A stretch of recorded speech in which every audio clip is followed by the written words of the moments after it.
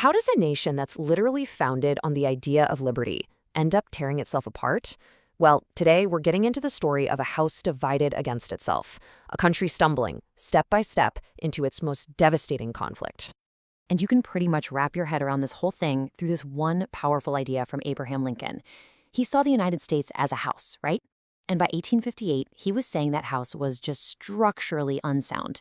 He didn't think it would totally collapse, but he knew it couldn't stay divided. It had to become all one thing or all the other. The big question was, which way was it going to go? And this is the core of the whole issue.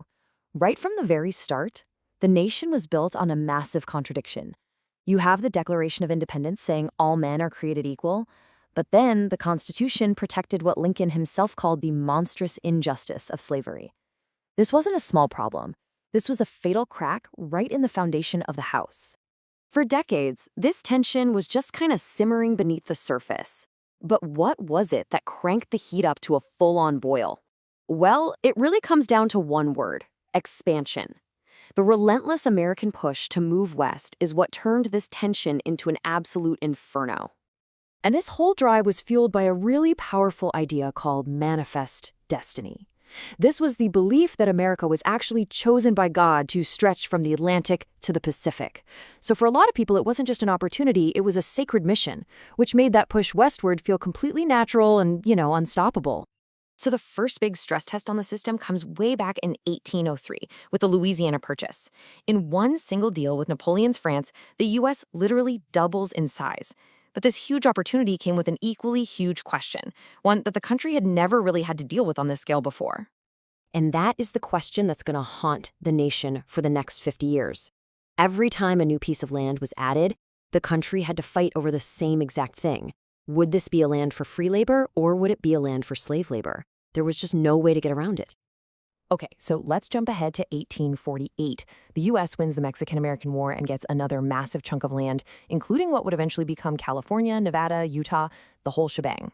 But this incredible military victory abroad immediately kicked off a dangerous political firestorm back home. So here we are again. More land, same exact problem. But now the stakes are way, way higher. Gold had just been discovered in California. People were flooding west, and that question became more urgent than ever. Would America's future be defined by slavery or by freedom? Expansion was forcing everyone to pick a side. So you might be asking, how did the politicians try to handle this ticking time bomb? Well, for decades, the answer in Washington was always, let's make a deal, let's compromise. But these weren't real solutions. They were more like slapping bigger and bigger pieces of duct tape on a crack that was just getting worse. You can just see the desperation growing over time here. In 1820, they try to fix it by just drawing a line on a map. 30 years later, they need this super complicated deal to bring California in.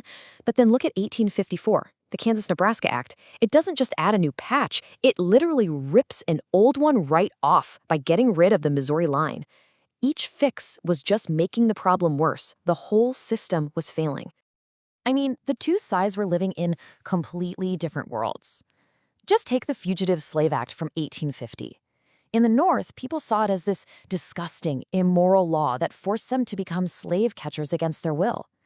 But in the South, it was seen as simply the government protecting their constitutional right to property. They weren't even speaking the same language anymore. There was no middle ground. And here's the thing. This debate got so poisonous, it literally shattered the very things that were supposed to hold the country together. National political parties like the Whigs just couldn't survive the strain. They fractured and totally collapsed, and in their place came parties that only represented one section of the country, like the brand new Republican Party in the North.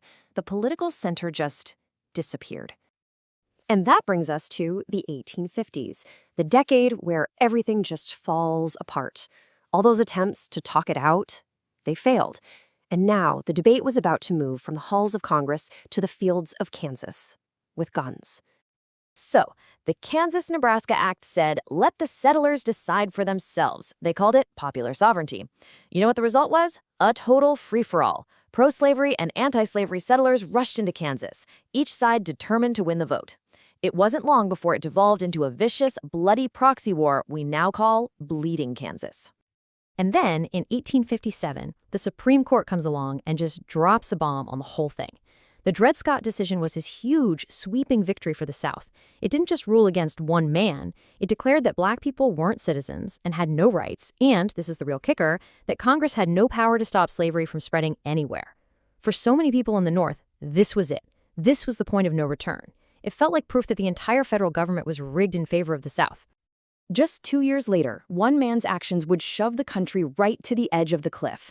An abolitionist named John Brown, who'd already been part of the fighting in Kansas, led a raid on a federal weapons arsenal at Harper's Ferry. His goal was, well, it was bold, and to the South, it was absolutely terrifying.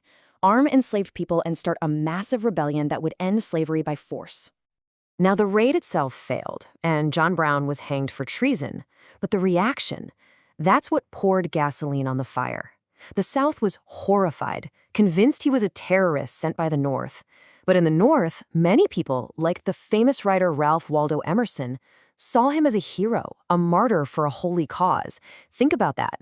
When one man can be seen as both a terrorist and a saint, you know there's no common ground left. None.